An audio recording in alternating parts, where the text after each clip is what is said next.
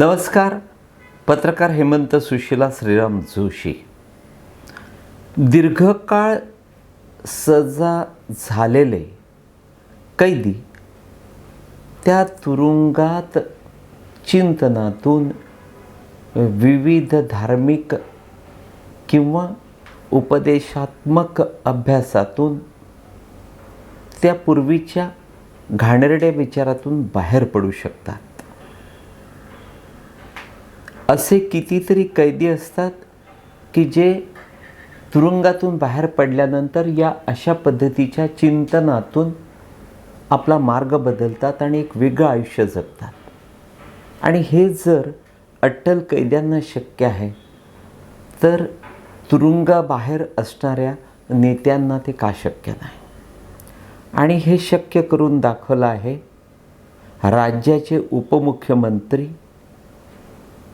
एकनाथ शिंदे यांचे चिरंजीव डॉक्टर श्रीकांत एकनाथ शिंदे यांनी. मित्रांनो, संघाचाच एक भाग आहे रामभाऊ म्हाळगी ज्ञानप्रबोधिनी. त्या मीरा भाईंदरच्या उत्तम परिसरामध्ये ते सारं त्यांचं प्रकार बघण्यासारखं आहे. संघाचं एक परिपक्व भाग म्हणजे अर्थातच रामभाऊ म्हाळगी प्रबोधिनी. या रामभाऊ म्हाळगी प्रबोधिनीमध्ये संघ आणि भारतीय जनता पक्षाचे चिंतन शिबिरं सतत सुरू असतात.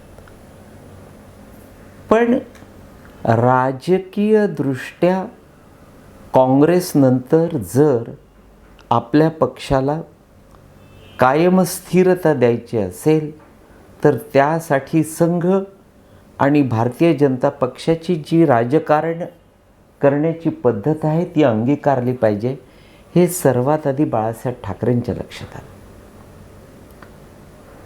कारण बाळासाहेबांना जे नवोदित गावाकडले टगे तरुण घेऊन त्यांनी ते सत्तेत आले होते, हे राज्य जिंकलं होतं, अनेक महापालिका पालिका, जिल्हा परिषदा, ग्रामपंचायता सगळीकडे आपलं वर्चस्व निर्माण केलं होतं.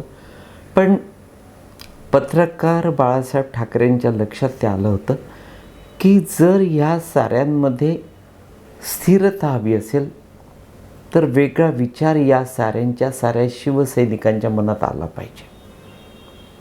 आणि तो विचार आणण्यासाठी कुठलाही कमीपणा न मानता आपण संघ आणि भारतीय जनता पक्षाच्या विचारांना जवळ केलं पाहिजे.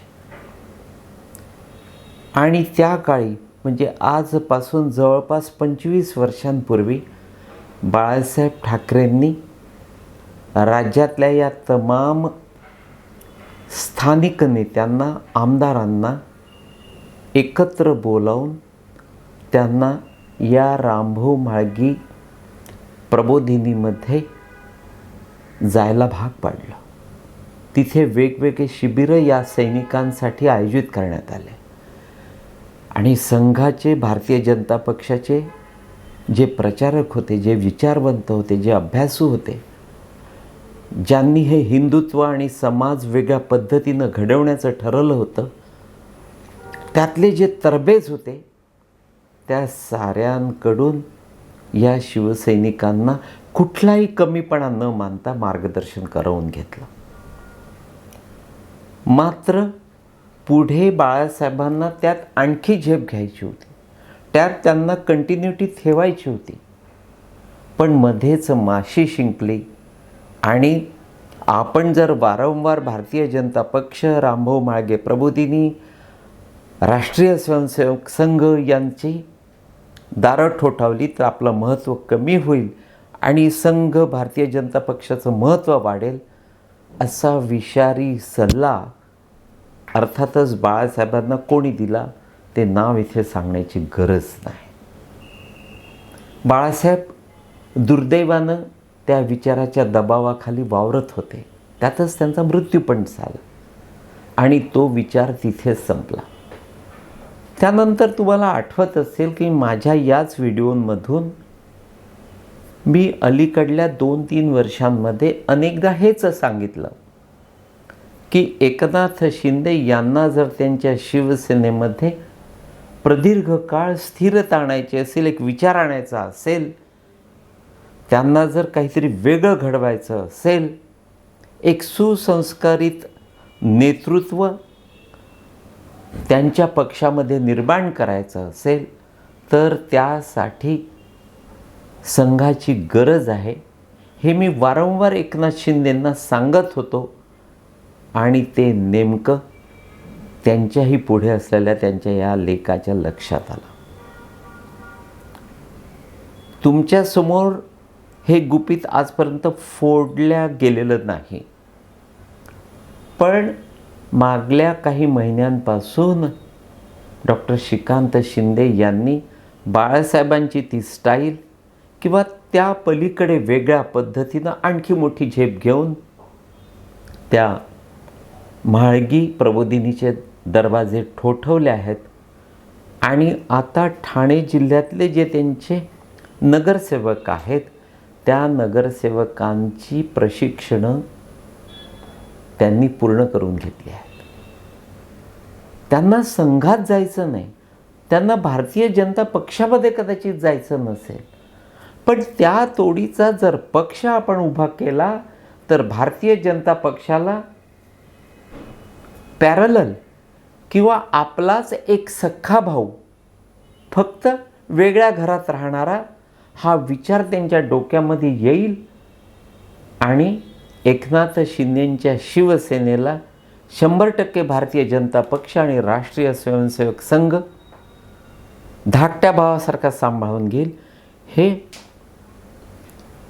तीक्ष्ण डोक्याच्या त्या श्रीकांत शिंदेंच्या लक्षात आलं आणि त्यांनी आपल्या साऱ्या नगरसेवकांना त्या रामभाऊ म्हाळगी प्रबोधिनीमध्ये ब्रेन वॉशिंग करून घेतलं.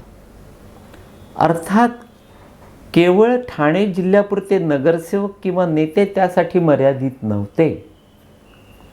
आत्ता गणेशोत्सवानंतर याच श्रीकांत शिंदेंनी हे प्रशिक्षण संपूर्ण राज्यातल्या त्यांच्या शिवसेनेच्या नेत्यांना, नगरसेवकांना, आमदारांना देण्याचं ठरविलं आहे.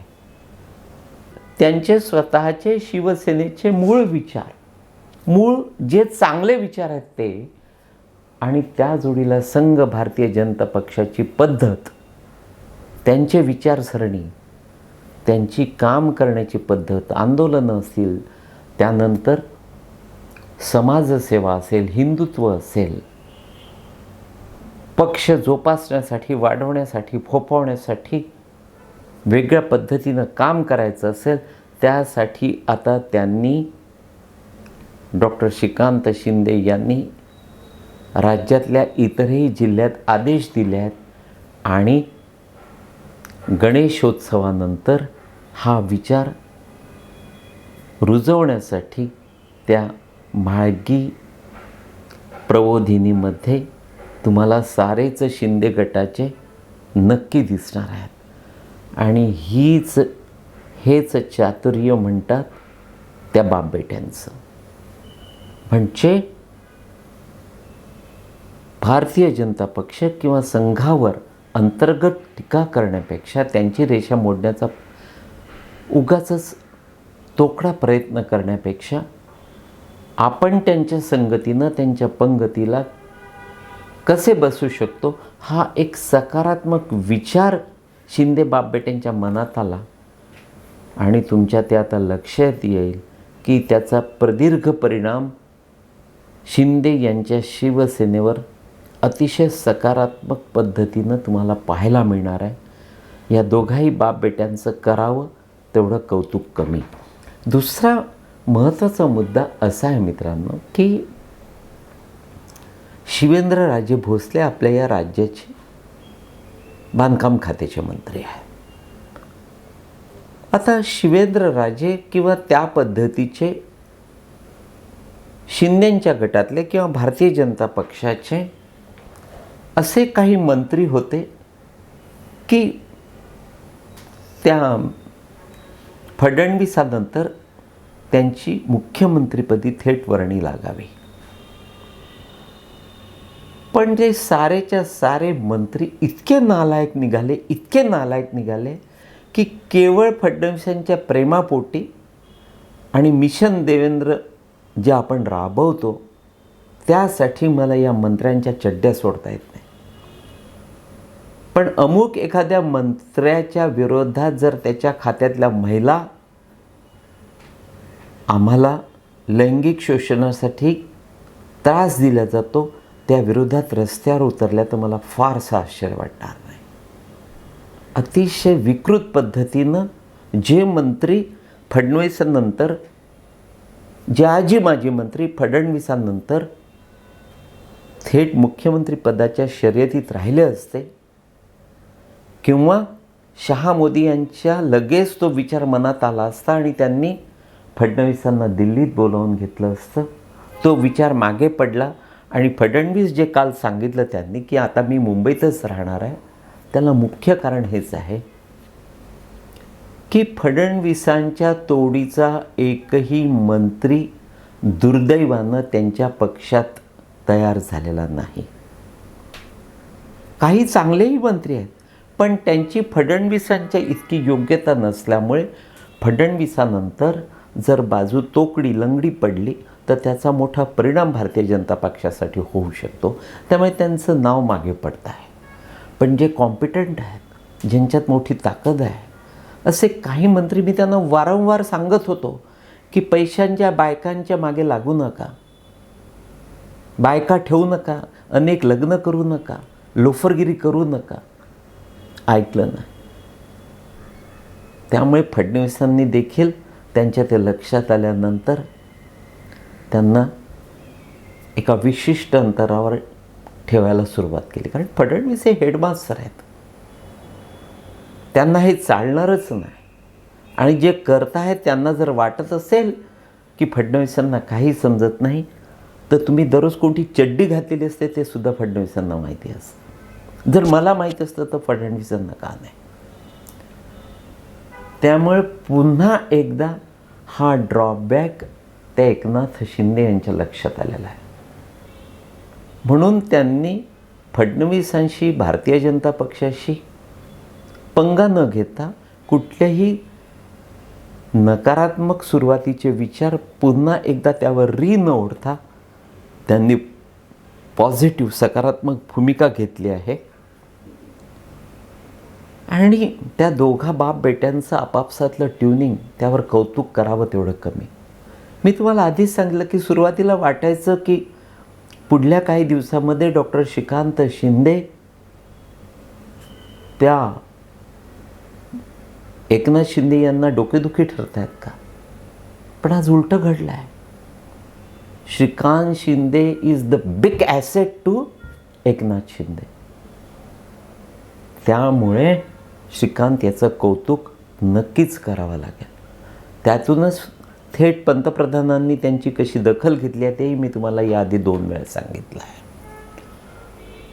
मित्रांनो, फडणवीसांना ज्यांच्याकडे बघून आधार वाटत होता त्यांच्या ते लक्षात आलं की यांना पैसा आणि बायका, लोफरगिरी आणि डावपेच. म्हणजे तुम्हाला एकच छोटंसं उदाहरण सांगतो मित्रांनो, एका मुख्यमंत्र्यांचं.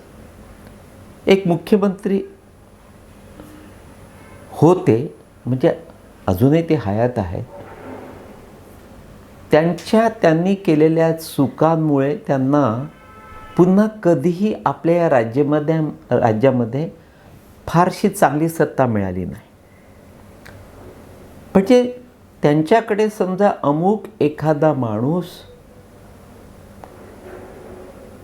प्रॉपर्टीची काही कागदपत्र घेऊन गेला, एखादा मध्यस्थ प्रॉपर्टीची कागदपत्र घेऊन गेला आणि त्या मध्यस्थाला 10 पैसे मिळणार असतील तर तो मध्यस्थ निघून गेल्यानंतर हे मुख्यमंत्री त्या मूळ मालकाला थेट बोलावून घ्यायचे आणि व्यवहार करून मोकळे व्हायचे. संपले ते त्यात. असे त्यांचे कितीतरी किस्से मी तुम्हाला सांगेल. आणि त्याचीच जर या मंत्रिमंडळातले काही मंत्री ओढत असतील तर त्यांच्या इतके नालायक कोणी नाही. फक्त माझं तोंड चूप आहे, कारण ज्यांच्यामुळे फडणवीस बदनाम होतील त्यांच्या चड्ड्या मला सोडायच्या नाहीत मित्रांनो. एनिवे, देर आहे दुरुस्त आहे. एकनाथ शिंदे, सुनेत्रा पवार आणि अर्थातच देवेंद्र फडणवीस हे त्रिकूट नक्कीच या दिवसात कौतुकास पात्र आहे. ज्या पद्धतीनं एकनाथ शिंदे आणि श्रीकांत आपल्या पक्षामध्ये बदल घडवून आणत आहेत, त्याचेच अनुकरण जर सुनेत्रा पवार आणि पार्थ यांनी केलं तर त्यांना देखील पवारांना बाजूला सरून आपल्या पक्षामध्ये कायमची स्थिरता आणता येईल. तूर्त एवढंच मित्रांनो. नमस्कार.